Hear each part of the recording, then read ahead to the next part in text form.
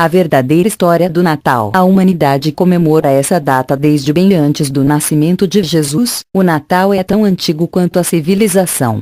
Conheça o bolo de tradições que deram origem à festa. Roma, século II, dia 25 de dezembro. A população está em festa, em homenagem ao nascimento daquele que veio para trazer benevolência, sabedoria e solidariedade aos homens. Cultos religiosos celebram o ícone, nessa que é a data mais sagrada do ano. Enquanto isso, as famílias apreciam os presentes trocados dias antes e se recuperam de uma longa comilança. Mas não. Essa comemoração não é o Natal. Trata-se de uma homenagem à data de nascimento do deus persa Mitra, que representa a luz e, ao longo do século II, tornou-se uma das divindades mais respeitadas entre os romanos. Qualquer semelhança com o feriado cristão, no entanto, não é mera coincidência. A história do Natal começa, na verdade, pelo menos 7.000 anos antes do nascimento de Jesus. É tão antiga quanto a civilização e tem um motivo bem prático: celebrar o solstício de inverno, a noite mais longa do ano no hemisfério norte, que acontece no final de dezembro. Dessa madrugada em diante, o sol fica cada vez mais tempo no céu, até o auge do verão. É o ponto de virada das trevas para a luz, o renascimento do sol. Num tempo em que o homem deixava de ser um caçador errante e começava a dominar a agricultura, a volta dos dias mais longos significava a certeza de colheitas no ano seguinte. E então era só festa. Na Mesopotâmia, a celebração durava 12 dias. Já os gregos aproveitavam o solstício para cultuar Dionísio, o deus do vinho e da vida mansa, enquanto os egípcios relembravam a passagem do deus Osíris para o mundo dos mortos. Na China, as homenagens eram, e ainda são, para o símbolo do Yin-Yang, que representa a harmonia da natureza. Até povos antigos da Grã-Bretanha, mais primitivos que seus contemporâneos do Oriente, comemoravam o forró Boudoir em volta de Stonehenge, monumento que começou a ser erguido em 3100 AC para marcar a trajetória do Sol ao longo do ano. A comemoração em Roma, então, era só mais um reflexo de tudo isso. Cultuar Mitra, o deus da luz, no 25 de dezembro era nada mais do que festejar o velho solstício de inverno, pelo calendário atual, diferente daquele dos romanos. O fenômeno na verdade acontece no dia 20 ou 21, dependendo do ano. Seja como for, o culto a Mitra chegou à Europa lá pelo século IV AC, quando Alexandre, o Grande, conquistou o Oriente Médio. Centenas de anos depois, soldados romanos viraram devotos da divindade. E ela foi parar no centro do império. Mitra, então, ganhou uma celebração exclusiva, o Festival do Sol Invicto. Esse evento passou a fechar outra farra dedicada ao solstício. Era a Saturnália, que durava uma semana e servia para homenagear Saturno, senhor da agricultura. O ponto inicial dessa comemoração eram os sacrifícios ao deus. Enquanto isso, dentro das casas, todos se felicitavam, comiam e trocavam presentes, dizem os historiadores Meribeard e John North no livro Religions of Rome, Religiões de Roma, sem tradução para o português. Os mais animados se entregavam a orgias, mas isso os romanos faziam o tempo todo. Bom, enquanto isso, uma religião nânica que não dava bola para essas coisas crescia em Roma: o cristianismo. Solstício cristão. As datas religiosas mais importantes para os primeiros seguidores de Jesus só tinham a ver com o martírio dele, a Sexta-feira Santa, crucificação, e a Páscoa, ressurreição. O costume, afinal, era lembrar apenas a morte de personagens importantes. Líderes da igreja achavam que não fazia sentido comemorar o nascimento de um santo ou de um mártir, já que ele só se torna uma coisa ou outra depois de morrer. Sem falar que ninguém fazia ideia da data em que Cristo veio ao mundo, o Novo Testamento não diz nada a respeito. Só que tinha uma coisa: os fiéis de Roma queriam arranjar algo para fazer frente às comemorações pelo solstício. E colocar uma celebração cristã bem nessa época viria a calhar, principalmente para os chefes da igreja, que teriam mais facilidade em amealhar novos fiéis. Aí, em 221 DC, o historiador cristão Sextus Julius Africanus teve a sacada: cravou o aniversário de Jesus no dia 25 de dezembro, nascimento de Mitra. A Igreja aceitou a proposta e, a partir do século IV, quando o cristianismo virou a religião oficial do Império, o Festival do Sol Invicto começou a mudar de homenageado. Associado ao Deus Sol, Jesus assumiu a forma da luz que traria salvação para a humanidade, diz o historiador Pedro Paulo Funari, da Unicamp. Assim, a invenção católica herdava tradições anteriores.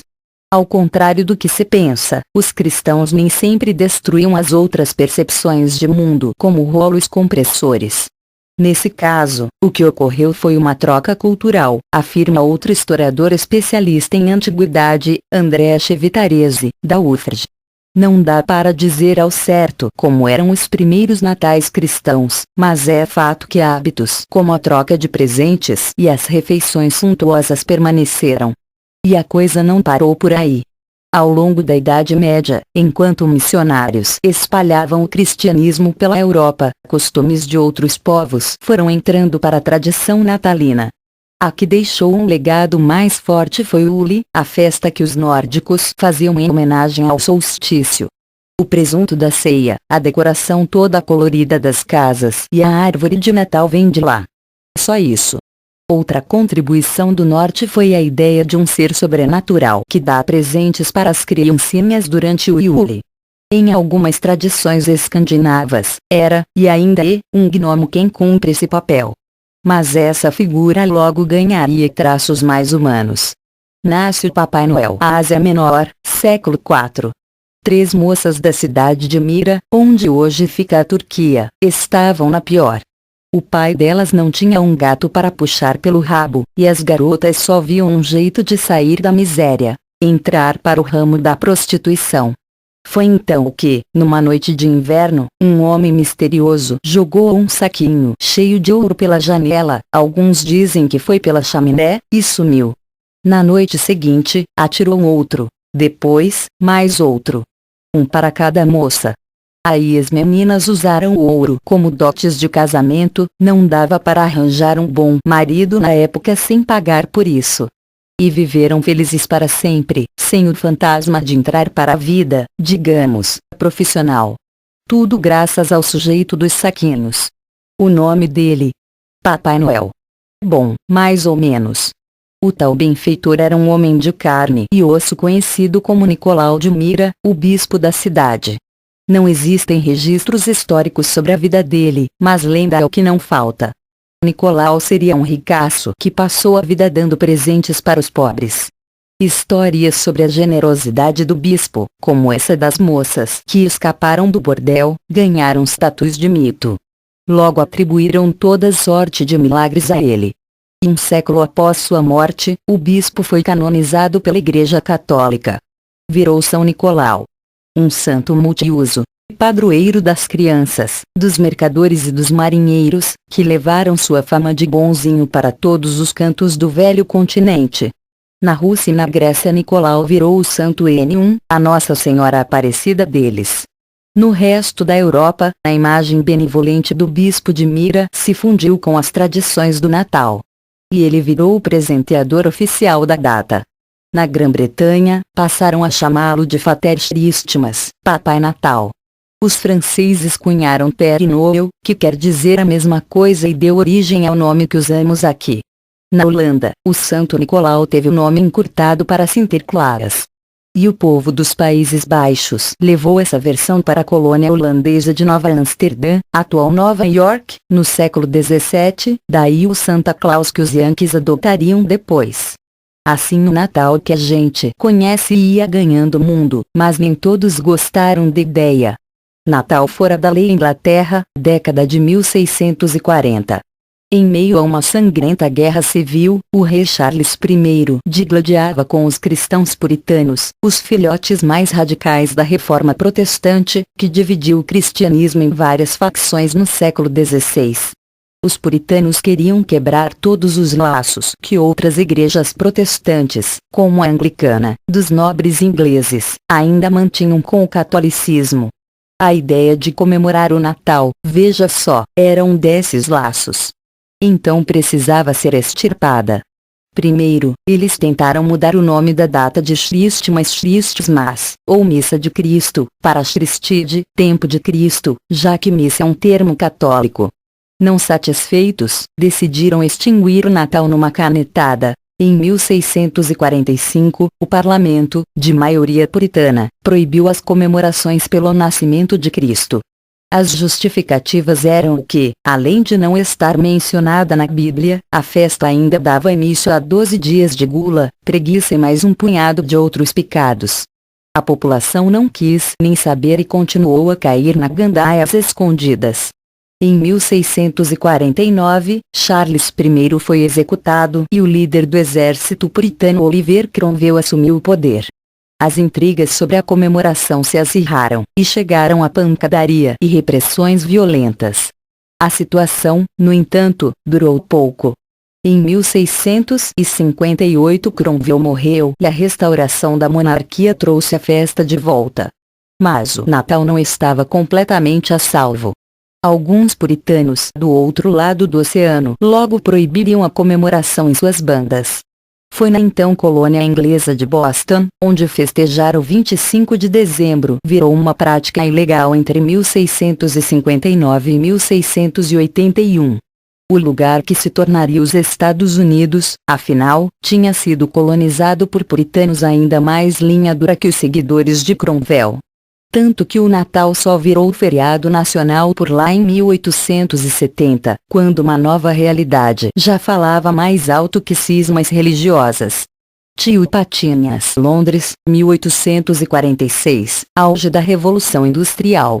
O rico Ebenezer Scrooge passa seus natais sozinho e quer que os pobres se explodam para acabar com o crescimento da população, dizia. Mas aí ele recebe a visita de 3 espíritos que representam o Natal. Eles lhe ensinam que essa é a data para esquecer diferenças sociais, abrir o coração, compartilhar riquezas. E o pão duro se transforma num homem generoso. Eis o enredo de um conto de Natal, do britânico Charles Dickens. O escritor vivia em uma Londres caótica, suja e superpopulada. O número de habitantes tinha saltado de 1 milhão para 2,3 milhões na metade do século XIX. Dickens, então, carregou nas tintas para evocar o Natal como um momento de redenção contra esse estresse todo, um intervalo de fraternidade em meio à competição do capitalismo industrial.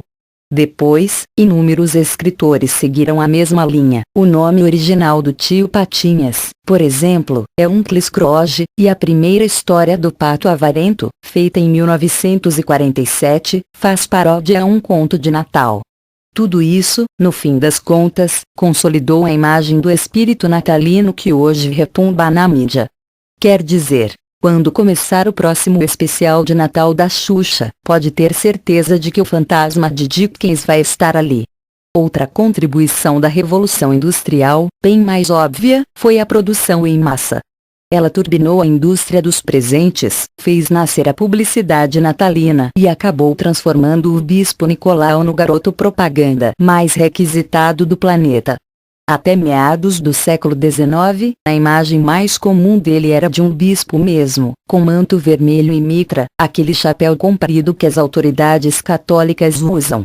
Para se enquadrar nos novos tempos, então, o homem passou por uma plástica. O cirurgião foi o desenhista americano Thomas Nast, que em 1862, tirou as referências religiosas, adicionou uns quilinhos a mais, remodelou o figurino vermelho e estabeleceu a residência dele no Polo Norte, para que o velhinho não pertencesse a país nenhum. Nascia o Papai Noel de hoje. Mas a figura do bom velhinho só bombaria mesmo no mundo todo depois de 1931, quando ele virou a estrela de uma série de anúncios da Coca-Cola. A campanha foi sucesso imediato. Tão grande que, nas décadas seguintes, o gorducho se tornou a coisa mais associada ao Natal. Mais até que o verdadeiro homenageado da comemoração. Ele mesmo, o Sol. Com reportagem de Tiago Minami.